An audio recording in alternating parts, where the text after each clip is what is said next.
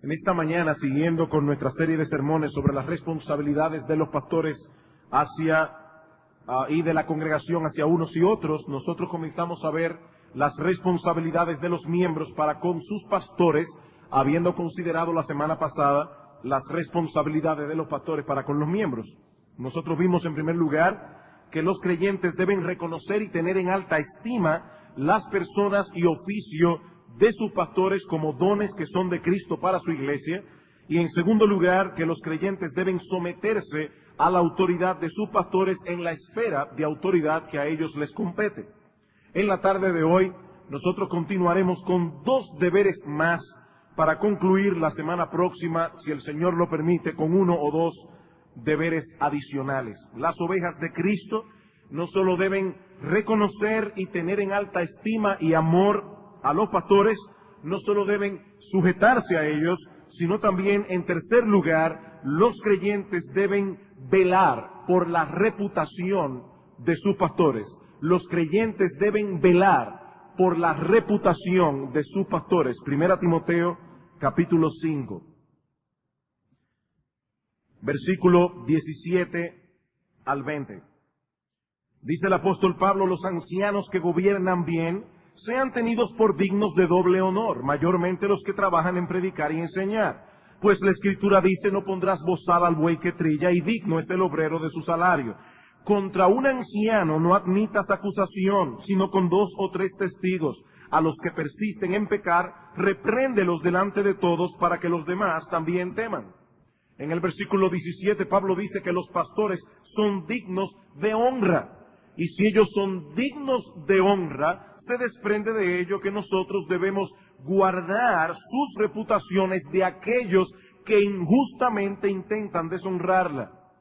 El apóstol Pablo sabía que uno de los ataques del enemigo en contra de los pastores de la iglesia viene a través de comentarios negativos, que si no son frenados a tiempo pueden destruir la reputación de un siervo de Dios, o hacer que algunos en la iglesia cierren sus oídos y su corazón a ese siervo de Dios. Como nosotros veíamos en esta mañana, son muchos quienes resisten la autoridad de los pastores y se molestan con sus amonestaciones y sus enseñanzas. Y ese resentimiento es un caldo de cultivo para que surjan en la congregación comentarios en contra de ellos. Dice Amós capítulo 5, versículo 10, ellos, hablando del pueblo, aborrecieron al reprensor en la puerta de la ciudad, y al que hablaba lo recto abominaron.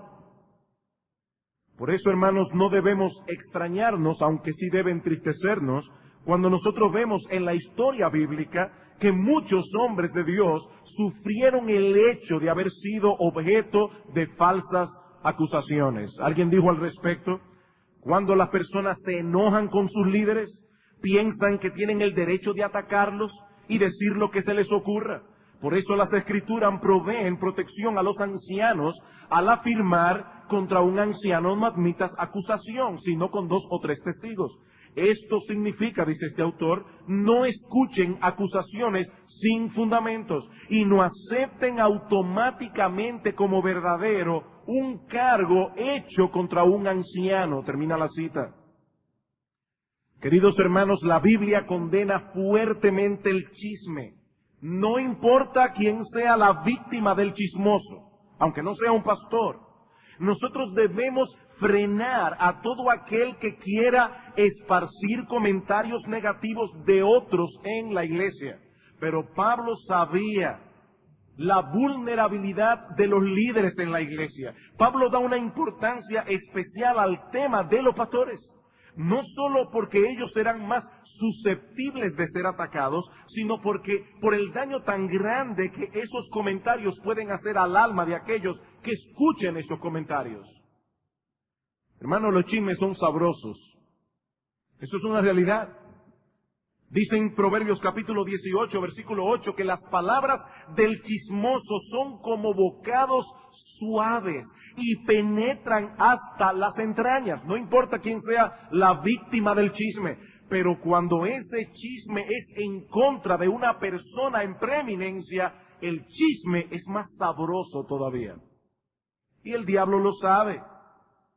Él sabe cómo a muchas personas les encanta prestar oídos a los rumores que tienen a los líderes como tema. Y él se encargará de tentar a algunos en la iglesia para que esparzan comentarios negativos sobre los pastores y así frenar la efectividad de esos hombres. Por supuesto, hermanos, tales personas no se verán a sí mismas como emisoras del diablo. Es prácticamente imposible que un miembro de la iglesia piense en una forma consciente y deliberada: voy a ser usado por Satanás para hacerle daño a la iglesia. No, hermanos, ningún creyente verdadero haría una cosa así deliberadamente. Pero lo cierto es, mi hermano amado, que si tú te dedicas a hablar de tus pastores y a criticarlos a sus espaldas con otros en la iglesia, estás siendo usado por el diablo para hacerle daño a la iglesia. Y es un deber y responsabilidad de los miembros de la iglesia detener de inmediato a tales personas, de inmediato, y moverlas a tratar de resolver su problema con el pastor en cuestión. Ahora, hermanos, eso no significa que los pastores poseen inmunidad. El apóstol Pablo establece en 1 Timoteo 5, en el texto que leímos, un proceso para tratar el caso de un pastor que peca. Un proceso que, por cierto, no es muy distinto al que encontramos en Mateo 18 para tratar con cualquier hermano que peca. Pero la razón por la que Pablo tiene este cuidado aquí con la reputación de los pastores es porque él está fortaleciendo y defendiendo un ministerio que puede hacer mucho bien al evangelio, que puede contribuir poderosamente a la expansión del reino de Cristo y contra el cual el diablo se opondrá. Y una de las oposiciones que el diablo va a oponer es sembrar rumores y comentarios negativos en la iglesia en contra de los pastores. ¿Para qué? Para que los hermanos cierren sus oídos, cierren su corazón a las enseñanzas de los pastores.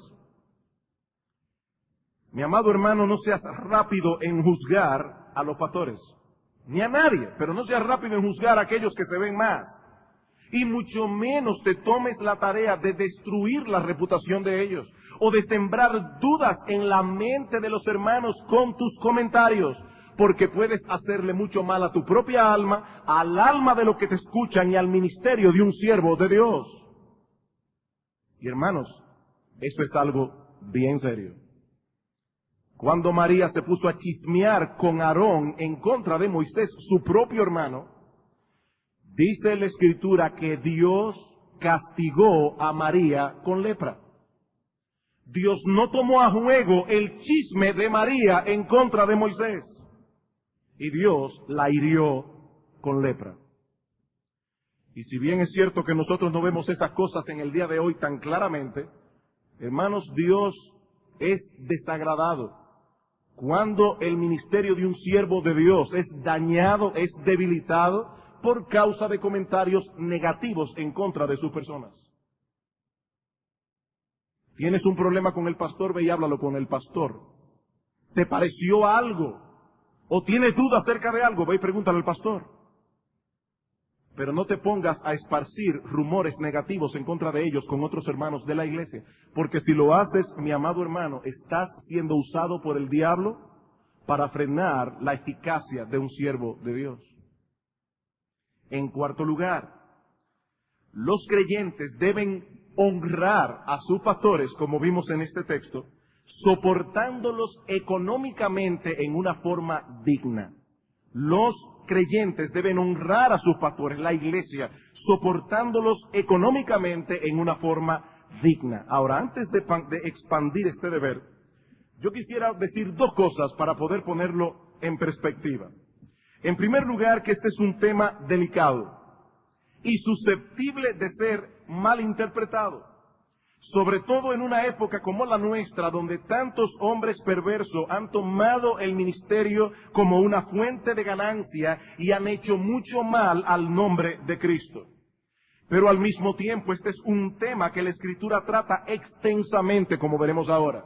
Si queremos decir como Pablo, nosotros los pastores, que hemos enseñado a la iglesia todo el consejo de Dios, de ninguna manera nosotros podemos obviar este asunto, que tiene repercusiones muy serias en cuanto a la perspectiva que nosotros tenemos de la importancia del Evangelio y de la labor que estos hombres realizan por el cuidado de nuestras almas.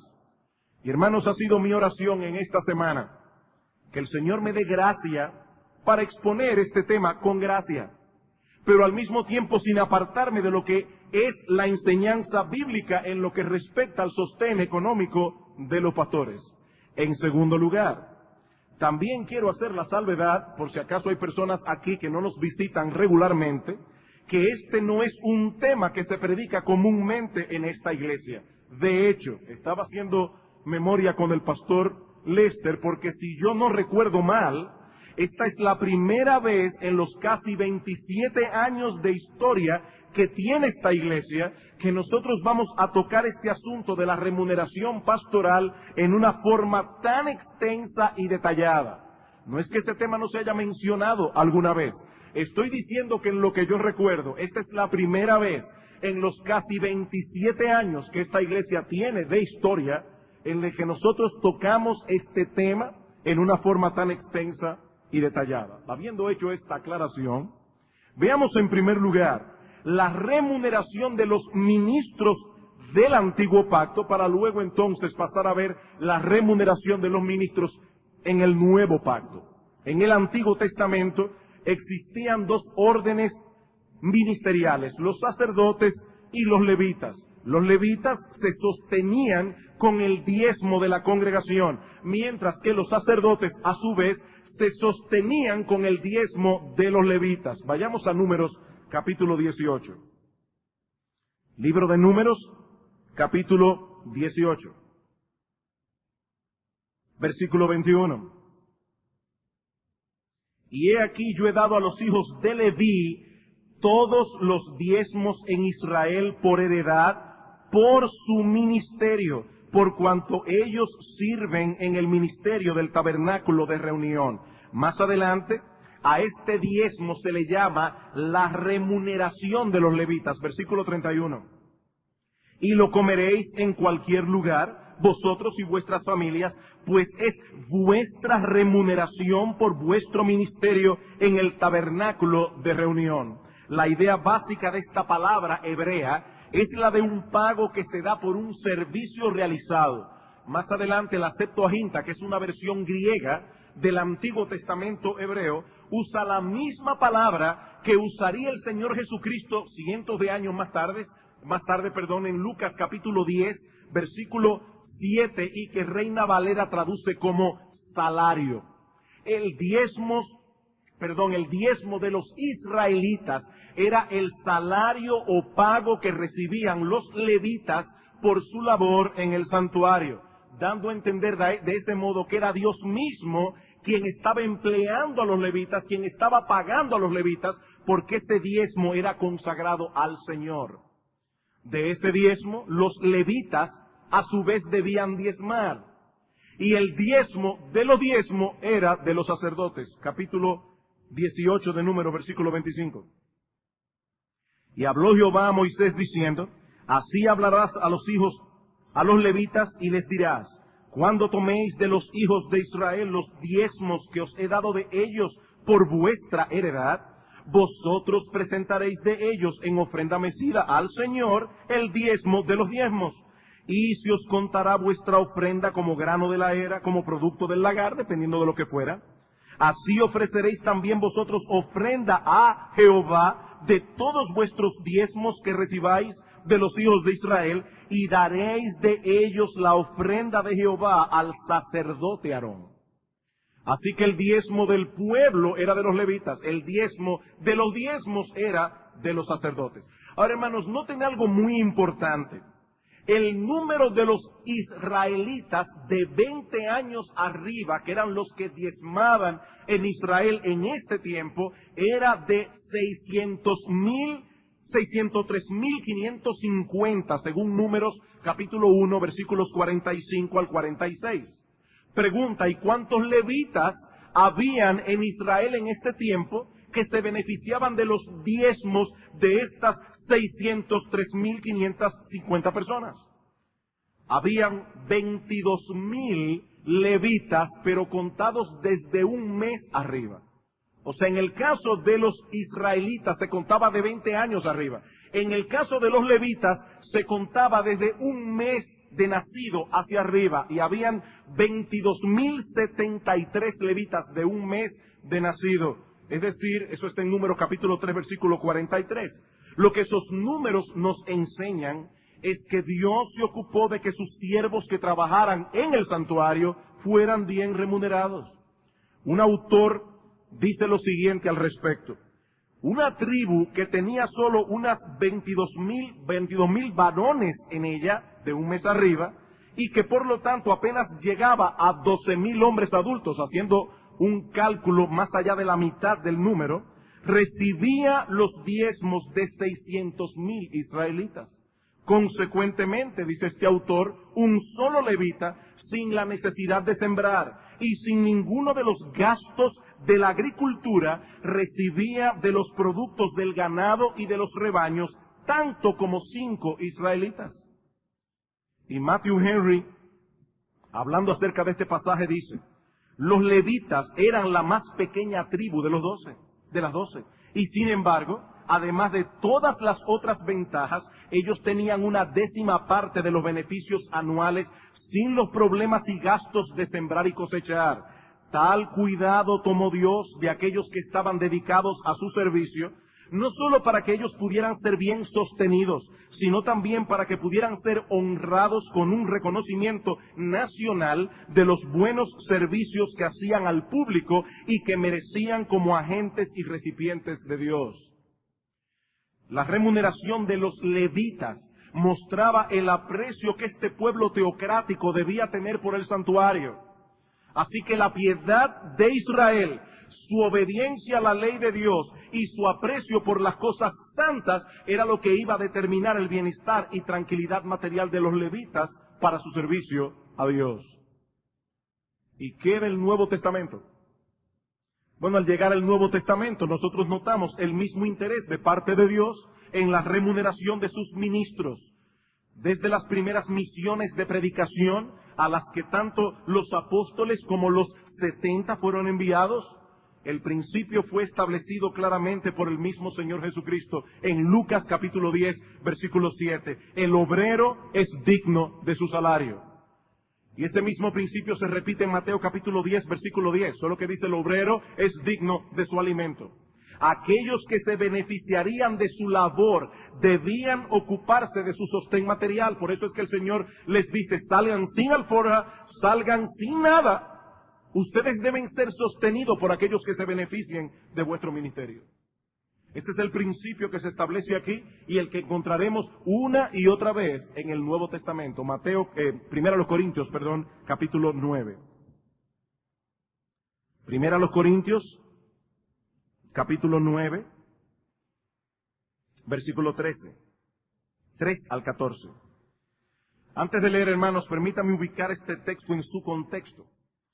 En la iglesia de Corinto, el apóstol Pablo había cedido el derecho de ser sostenido económicamente por una razón particular que había en aquella iglesia. Pero él quiso dejar establecido que ese seguía siendo su derecho y el de todos los ministros del nuevo pacto. Versículo 3 del capítulo 9 hasta el versículo 6. Contra los que me acusan, esta es mi defensa. ¿Acaso no tenemos derecho de comer y beber? ¿No tenemos derecho de traer con nosotros una hermana por mujer, como también los otros apóstoles y los hermanos del Señor y Cefas? Es decir, el apóstol Pedro, solamente como una anotación, el apóstol Pedro era casado. Y no solamente era casado, lo que el apóstol Pablo está diciendo allí es que a donde quiera que Pedro iba se llevaba a su mujer. Versículo 6. ¿O solo yo y Bernabé no tenemos derecho de no trabajar? El apóstol Pablo hace 3 preguntas en el texto que reclamaban todas una respuesta afirmativa. La primera tiene que ver con la responsabilidad que tiene la iglesia de proveer para el sostén del ministro. Pregunta Pablo, ¿acaso no tenemos derecho de comer y beber? La respuesta obvia, hermanos, es Claro que sí. Ahora el punto es, ¿comer y beber en qué sentido? ¿Estaban los corintios abogando porque Pablo no comiera ni bebiera? No, esa no es la idea. La idea es, como señala el comentarista Kistemaker, que de comer y beber a costa de la iglesia de Corinto. Ese es el punto. ¿Acaso no tenemos derecho a comer y beber a costa de la iglesia? Hodge, el comentarista, dice, el derecho del que se trata aquí es el de abstenerse de trabajar secularmente y a ser sostenido por la iglesia. La segunda pregunta tiene que ver con lo mismo, pero amplía considerablemente el panorama. Pablo pregunta, ¿no tenemos derecho de traer con nosotros una hermana por mujer? Todos los apóstoles del Señor llevaban a sus mujeres, los que estaban casados. Eso es lo que Pablo está afirmando aquí. En el caso del apóstol Pablo, Pablo no tenía un ministerio estacionario. Por eso es que él habla de traer con él a una esposa. Y aunque Pablo era soltero, lo que él establece en el texto es que él no solo tenía derecho a ser sostenido por la iglesia como un individuo soltero, sino que de haber estado casado, entonces la iglesia debía proveer lo suficiente para que él pudiera ir con su esposa también. Lo suficiente como para que Pablo viajara con ella sin que ni ella ni él tuvieran que trabajar extra para cubrir los gastos. Esa es la idea. También podemos añadir aquí que la remuneración de los ministros, a la luz de este texto, debe tomar en cuenta la carga financiera de cada uno en particular. Lo que necesita un hombre soltero no es lo mismo que necesita uno casado. La carga financiera debe ser examinada cuidadosamente según la situación de cada cual. La tercera pregunta es más directa. Dice Pablo, ¿o solo yo y Bernabé no tenemos derecho de no trabajar? Kistemaker lo traduce de la siguiente manera. ¿No tenemos Bernabé y yo derecho a abstenernos del trabajo físico? Otra vez, la respuesta es, claro que sí. Ellos tenían el derecho de dedicarse exclusivamente a la obra espiritual, siendo sostenidos materialmente por la iglesia.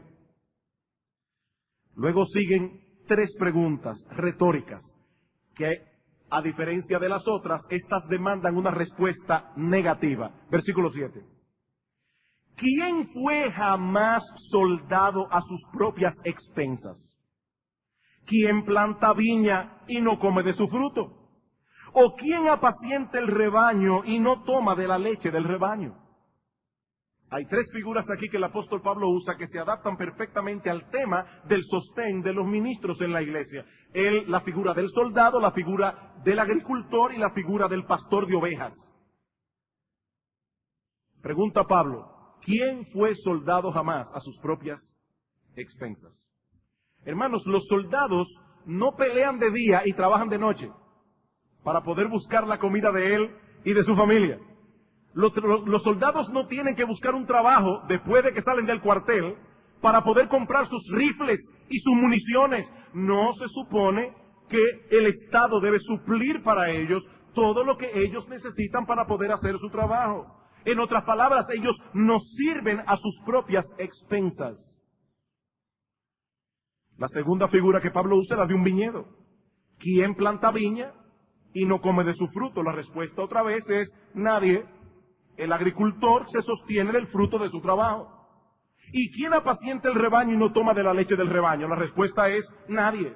Tanto el soldado, el agricultor y el pastor reciben remuneración por la labor que ellos realizan. La pregunta de Pablo es, entonces, ¿por qué no habría de recibirla el ministro del Evangelio cuando su labor es tan absorbente, útil y laboriosa como la de aquellos? Versículo 8. Ahora Pablo va a apoyarse en la Escritura. ¿Digo esto solo como hombre? En otras palabras, ¿esto simplemente es una regla de lógica? ¿Es un ejercicio lógico? Dice Pablo, no. ¿No dice esto también la ley? Porque en la ley de Moisés está escrito, no pondrás bozal al buey que trilla. ¿Tiene Dios cuidado de los bueyes? ¿O lo dice enteramente por nosotros? Pues por nosotros se escribió. Porque con esperanza debe arar el que ara, y el que trilla con esperanza de recibir el fruto. Si nosotros sembramos entre vosotros lo espiritual, ¿es gran cosa si segaremos de vosotros lo material? Pablo quiere mostrar aquí que sus consideraciones sobre la remuneración de los ministros no se basa únicamente en observaciones axiomáticas, sino en la clara enseñanza de Dios en su palabra. La ley establecía que el hombre debía cuidar de su buey cuando éste realizaba su trabajo en el campo. Deuteronomio capítulo 25, versículo 4, que es el texto que Pablo está citando aquí. No pondrás bozal al buey que trilla. La pregunta que hace Pablo ahora es si este principio no debía aplicarse con más razón al hombre en su labor y de manera particular al ministro mientras trabaja en la obra de Dios. Dios se preocupa porque el hombre cuide de los animales que trabajan para él. Hermanos, Dios se cuidó de eso, que los hombres cuidaran a las bestias que trabajaban para él. Ese hombre se sirve de esos animales, ese es el medio a través del cual Dios provee para tales bestias. Y ahora dice Pablo, ¿tiene Dios cuidado de los bueyes? ¿O lo dice enteramente por nosotros? Y esa palabra enteramente podemos traducirla especialmente. La idea es, si Dios tiene cuidado de los bueyes, mucho más cuidado tiene de sus ministros. Por eso ordena a los que se benefician de la labor de estos hombres que provean su sostén, porque con esperanza debe arar el que ara, y el que trilla con esperanza de recibir el fruto. Dice Pablo, si nosotros sembramos entre vosotros lo espiritual, ¿es gran cosa si segáremos de vosotros lo material? Hermanos, tanto el que ara como el que siembra lo hacen con la esperanza de recibir la cosecha al final. Pues el mismo principio debe aplicarse en cuanto a la labor del ministro. Eso no significa que él trabaja por la paga. El argumento de Pablo es que su labor espiritual no es menos laboriosa ni menos digna de ser remunerada materialmente que cualquier otra labor. Y noten, hermanos, que el apóstol Pablo se incluye a sí mismo. Versículo 11. Si nosotros sembramos entre vosotros lo espiritual, ¿es gran cosa si nosotros segaremos de vosotros lo material? Si Él provee para ellos la palabra de Dios, a través del cual se aumenta la fe, se acrecienta el fruto del Espíritu, se fortalece el alma, se imparte sabiduría divina para la vida cotidiana, ¿es gran cosa si ahora ese hombre recibe a cambio una remuneración justa, que sea consecuente con el bien que ellos reciben a través de él de parte de Dios? Un texto que no tenemos el tiempo ahora para buscar, pero muy similar, es Romanos capítulo 15, versículo 27. Pablo vuelve con el mismo punto. Versículo 12 de 1 Corintios 9 hasta el 14. Si otros participan de ese derecho sobre vosotros, ¿cuánto más nosotros? Pero no hemos usado de este derecho, sino que lo soportamos todo por no poner ningún obstáculo al Evangelio de Cristo. ¿No sabéis que los que trabajan en las cosas sagradas comen del templo y que los que sirven al altar del altar participan? Hablando del diezmo de los levitas. Así también ordenó el Señor a los que anuncian el Evangelio que vivan del Evangelio. Como hemos visto ya, hermanos, algunas razones particulares movieron a Pablo a no recibir remuneración de los corintios. Pero aunque él había cedido ese derecho, Pablo quiere dejar claramente establecido que continúa siendo su derecho. Noten el versículo 12 al principio, si otros participan de este derecho sobre vosotros, ¿cuánto más nosotros? Una prueba adicional que Pablo presenta en el texto es la del sostén de los sacerdotes y de los levitas en el Antiguo Testamento. Para Pablo la Escritura era una unidad, de tal manera que aunque la ley ceremonial no estaba en vigor, lo que Pablo está diciendo es que los principios que encontramos allí para el ministro, para el mantenimiento, de los ministros, siguen siendo principios útiles para nosotros hoy al remunerar a los ministros del nuevo pacto. Por eso es que Pablo pregunta, ¿acaso no sabéis que los que trabajan en las cosas sagradas comen del templo y que los que sirven al altar del altar participan? Ya vimos que uno de los diezmos de los israelitas era para los levitas exclusivamente. Hablando acerca de esto, dice Kistemacher, el comentarista, que los corintios tenían que entender que las provisiones para los sacerdotes y los levitas eran las mismas que para los predicadores del Evangelio. Lo que se debe cumplir no es la forma, sino el principio detrás de esas provisiones. No debería haber diferencia. Termina la cita. Hermanos, el libre uso que hace Pablo de la ley mosaica nos muestra que existe una unidad de pensamiento entre ambos pactos en lo concerniente a la remuneración de los ministros. Y finalmente Pablo apela a Jesús mismo en el versículo 14. Así también ordenó el Señor a los que anuncian el Evangelio que vivan del Evangelio. Y Pablo está haciendo aquí referencia al texto que citamos de Lucas 17 hace un momento. El obrero es digno de su salario. ¿Y qué es lo que Pablo quiere hacer aquí? Mostrarnos que el Señor Jesucristo hizo esa misma conexión entre ambos testamentos en lo que respecta al sostén de los ministros.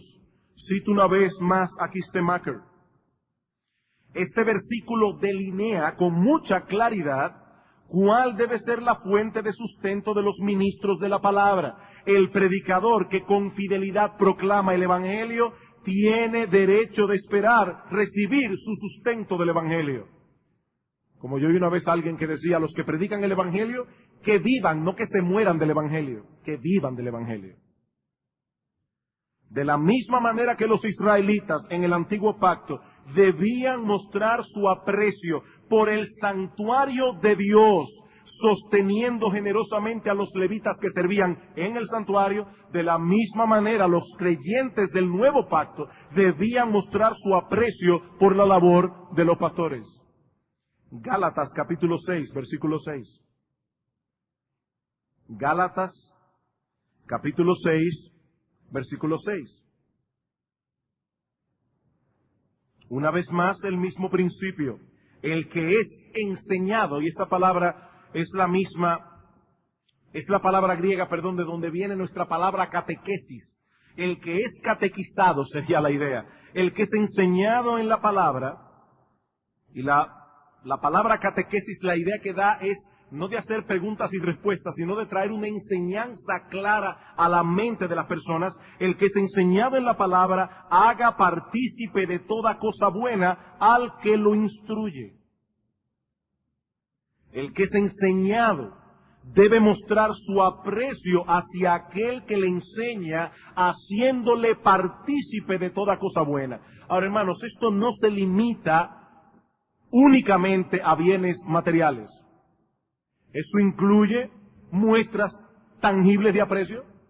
Eso incluye un apretón de manos y decirle, hermano, su ministración me ministró. Haga partícipe de toda cosa buena al que le instruye. Eso puede incluir una llamada telefónica el día de su cumpleaños, simplemente para decirle, pastor, estoy orando por usted. Son muestras tangibles de aprecio. Pero, hermanos, es indudable que abarca los bienes materiales, esas cosas buenas de las que Pablo está hablando aquí. Es de lo que Dios en su misericordia le provee a los suyos. Debe haber una reciprocidad similar a la que vimos en 1 Corintios 9:11. Si nosotros sembramos entre vosotros lo espiritual, es gran cosa si segaremos de vosotros lo material. Así como los israelitas daban para el sostén de los levitas las primicias de sus frutos, así deben los creyentes del nuevo pacto hacer partícipes de toda cosa buena que reciban de la mano generosa de Dios a aquellos que cuidan de su vida espiritual, cuyo trabajo repercute incluso en la prosperidad material de muchos en la iglesia. Hay personas que por el buen consejo de los pastores, por la instrucción que reciben de la palabra, porque ponen su vida en orden cuando vienen a la iglesia, todas estas cosas repercuten en su bienestar espiritual. Nosotros no creemos en el evangelio de la prosperidad. Nosotros no estamos predicando aquí, ven y dale al Señor y Él te va a multiplicar y vas a tener un gran carro y un mejor sueldo. Pero, hermanos, es indudable que uno de los beneficios colaterales del evangelio para aquellos que toman en serio el evangelio es que su vida se organiza, y esta organización, ese orden de su vida repercute muchas veces, no siempre, en prosperidad material. Y lo que Pablo está diciendo, bueno, entonces, el que es enseñado haga partícipe de toda cosa buena que Dios te ha dado a aquel que te está instruyendo. Primera Timoteo, capítulo 5, versículo 17. Hermano, me estoy tomando mi tiempo porque quiero que veamos estas cosas en la Escritura. Primera los Corintios, capítulo 5, versículo 17.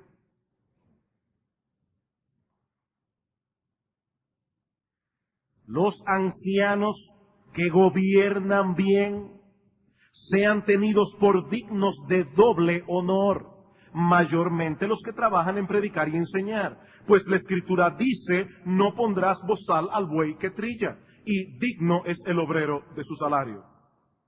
Una vez más, el apóstol Pablo descansa su argumentación en las Escrituras. Y noten, hermanos, cómo Pablo plantea otra vez lo mismo que en 1 Corintios 9, una unidad de pensamiento entre el antiguo y el nuevo pacto. En el versículo 18, Pablo cita Deuteronomio capítulo 25, versículo 4, no pondrás bozal al buey que trilla, pero inmediatamente después cita Lucas capítulo 10, versículo 7, digno es el obrero de su salario.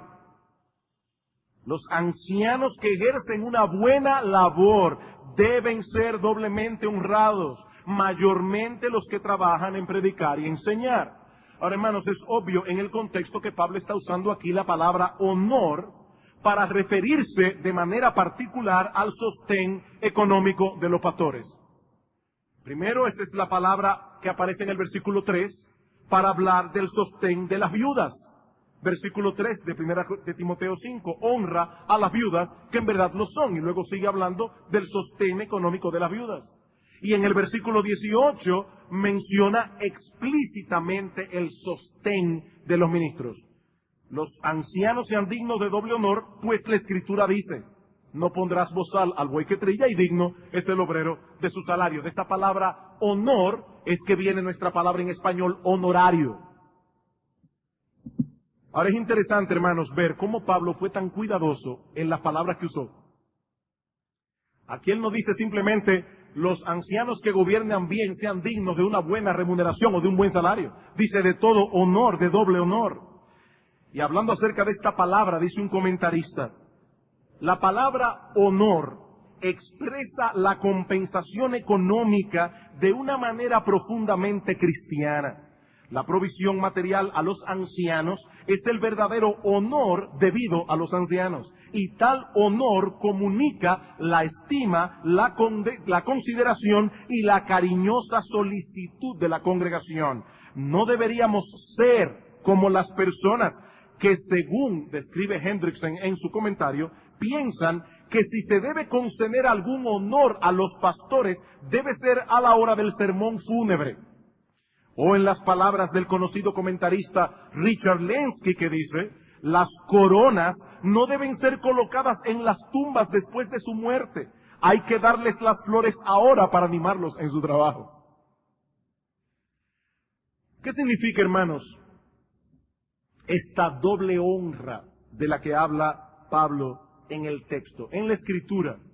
Esa expresión doble, lo que sea, se usa para denotar amplitud. Por ejemplo, en Isaías capítulo 40, versículo 2, hablando acerca del perdón que Dios habría de otorgarle a Israel a pesar de sus pecados, dice en el capítulo 40, versículo 1, consolaos, consolaos, pueblo mío, dice vuestro Dios, hablad al corazón de Jerusalén, decidle a voces que su tiempo es ya cumplido, que su pecado es perdonado, que doble ha recibido de la mano de Jehová por todos sus pecados.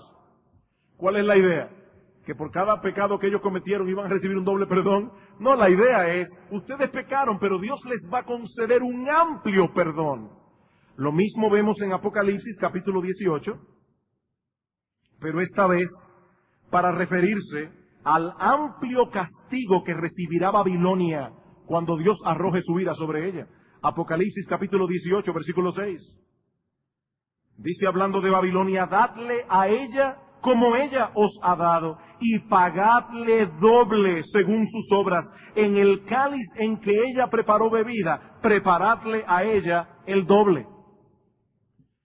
Lo que Pablo está diciendo entonces es que los ancianos que gobiernan bien deben recibir amplia honra de parte de la iglesia, especialmente, aunque no únicamente, aquellos que laboran arduamente en la predicación y la enseñanza, porque Pablo dice, los ancianos que gobiernan bien sean tenidos por dignos de doble honor. Todos los ancianos que gobiernan bien. Ahora, de manera especial, aquellos que laboran arduamente en predicar y enseñar. Esta honra incluye aprecio, incluye respeto, incluye consideración y, por supuesto, un sostén económico que refleje ese aprecio, ese respeto y esa consideración.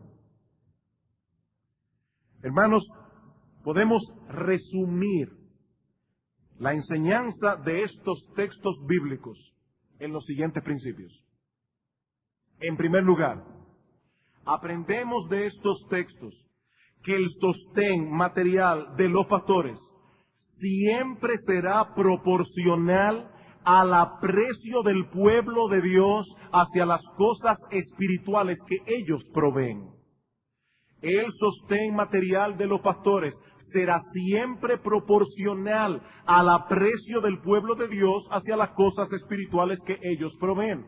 Cuando el pueblo de Dios aprecia las cosas espirituales que Dios provee a través de los pastores, es compelido a mostrar ese aprecio a través de una provisión consonante, generosa.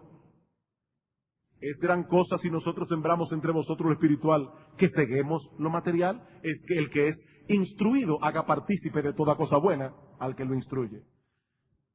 R.C. Sproul, que por cierto, él mismo dice que por favor, que no le gusta que le llamen Sproul, como se escribe, se pronuncia Sproul.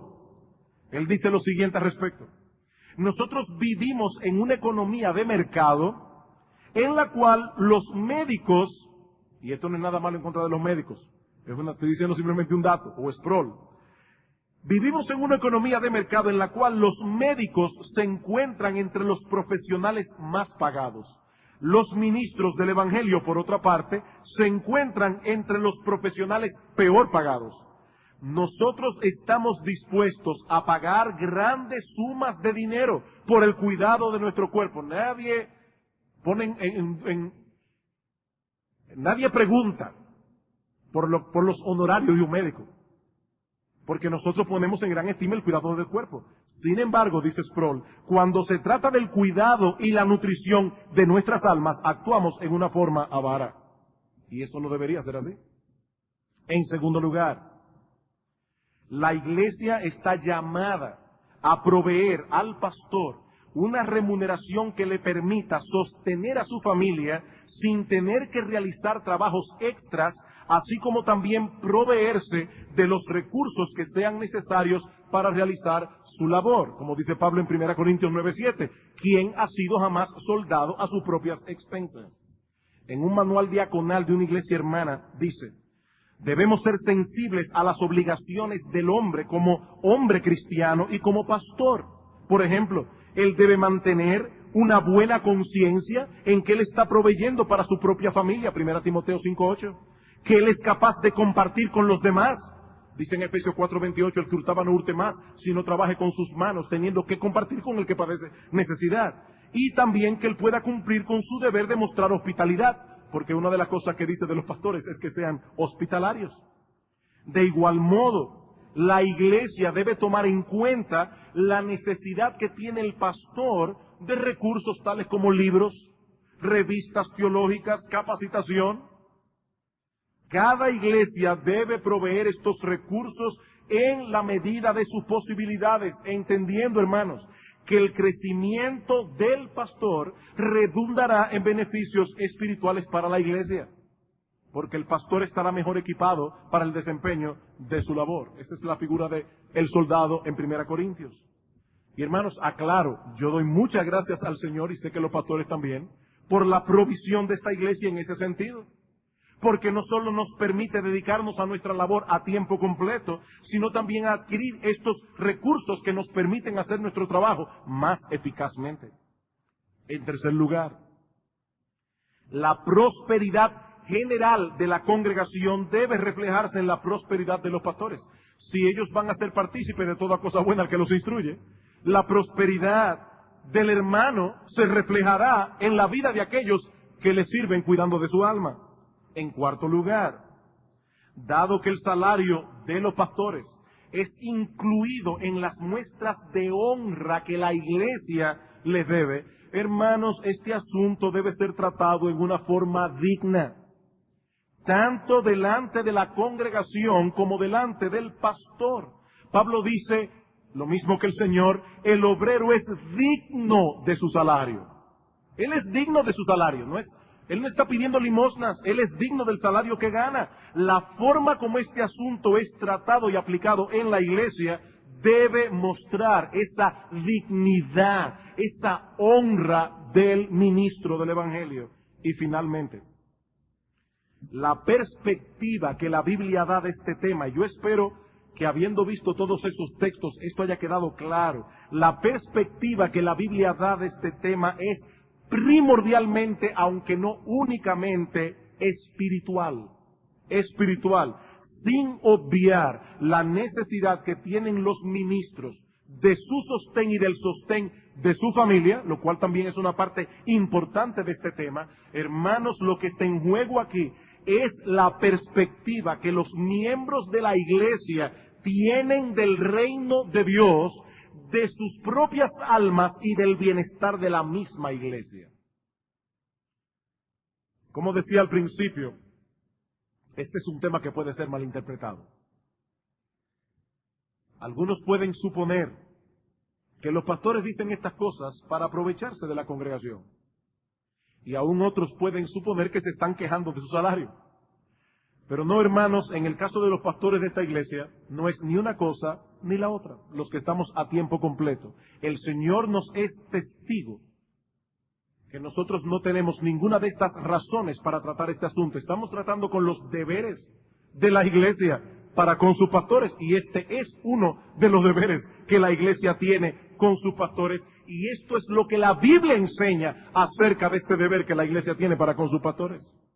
Ahora, hermanos, el punto es, y nosotros damos muchas gracias al Señor por el cuidado que esta iglesia en ese sentido tiene para con nosotros. El punto es, hermanos, que hay un aspecto espiritual envuelto en este asunto que redunda en beneficio de la misma iglesia. Filipenses capítulo 4. Filipenses capítulo 4. El apóstol Pablo escribió esta carta de Filipenses no solamente por esta razón, pero una de las razones fue para dar gracias a los filipenses por una ofrenda que le habían enviado. Dice en el capítulo 4, versículo 10, en gran manera me gocé en el Señor, de que ya al fin habéis revivido vuestro cuidado de mí, de lo cual también estabais solícitos, pero os faltaba la oportunidad. Noten el tacto del apóstol Pablo. Yo no los estoy regañando, estoy diciendo, dice Pablo, yo sé que ustedes estaban solícitos, pero le faltaba la oportunidad. Y Pablo aclara, yo no lo digo porque tenga escasez, yo he aprendido a contentarme. Yo todo lo puedo en Cristo que me fortalece. Pero ahora noten el versículo 17. No es que busque dádivas, sino que busco fruto que abunde en vuestra cuenta. Dice Pablo, mi preocupación con esto siguen siendo ustedes. Y Pablo escribió esto inspirado por el Espíritu de Dios. Pablo no era un oportunista. Dice, yo busco fruto que abunde en vuestra cuenta. Porque si ustedes tratan mal a los siervos de Dios en ese sentido, ustedes van a tener problemas con Dios. Eso es lo que Pablo le está diciendo. Si los tratan bien, Dios va a bendecirles por esa razón. Dice en el versículo 18, pero todo lo he recibido y tengo abundancia. Estoy lleno, habiendo recibido de Epafrodito lo que enviasteis. Y noten cómo Pablo otra vez trata este tema con tanta delicadeza. Él le llama a esta ofrenda olor fragante, sacrificio acepto, agradable a Dios. Pablo dice, esto va a subir como una ofrenda a Dios, no a mí. Y Dios lo va a recibir como tal. Hace muchos años yo aprendí una lección cuando estaba estudiando en el seminario para el ministerio. Y yo no tenía ninguna necesidad económica porque mis padres me sostenían económicamente para que yo pudiera estudiar. Una iglesia me invitó a predicar. Yo no tenía experiencia en esto. Fui a esa iglesia a predicar y cuando terminé me dieron una ofrenda. Y yo sabiendo que esa iglesia era una iglesia pobre y que probablemente yo tenía una posición económica mejor que la de todos los miembros que estaban en esa iglesia, si yo no recuerdo mal, fui y deposité la ofrenda otra vez en la iglesia. Cuando llegué al seminario le pregunté a un amigo lo que me había sucedido. Le dije lo mal que me había sentido porque esta iglesia me había dado una ofrenda y que yo la había devuelto. Y ese hermano me dijo, hiciste muy mal. Porque ellos no te dieron esa ofrenda porque te vieron muerto de hambre. Ellos te dieron esa ofrenda porque tú fuiste a ellos como un siervo de Dios a enseñarles la palabra de Dios. Y tú les quitaste a ellos el privilegio de haber contribuido en ese sentido para un siervo de Dios. Yo tenía 18 años de edad cuando eso pasó. Y yo nunca he olvidado esa lección. No es que busque dádivas, dice Pablo, es que yo busco fruto que abunde en vuestra cuenta. He aquí entonces, hermanos, algunos de los deberes de la iglesia para con sus pastores. Los creyentes deben reconocer y tener en alta estima las personas y oficio de sus pastores como dones que son de Cristo para su iglesia. Deben someterse a la autoridad de sus pastores en la esfera en la que ellos ejercen su autoridad. Deben velar celosamente por la reputación de sus pastores y deben honrarlos sosteniéndolos económicamente de una forma digna. La semana que viene, si el Señor lo permite, nosotros en la noche concluiremos esta serie trayendo 1 o 2 deberes adicionales. Solo me resta decir, hermanos, que el Señor nos ayude a seguir cultivando una relación armoniosa y bíblica como iglesia, amándonos unos a otros y cuidándonos unos a otros de tal manera que podamos preservar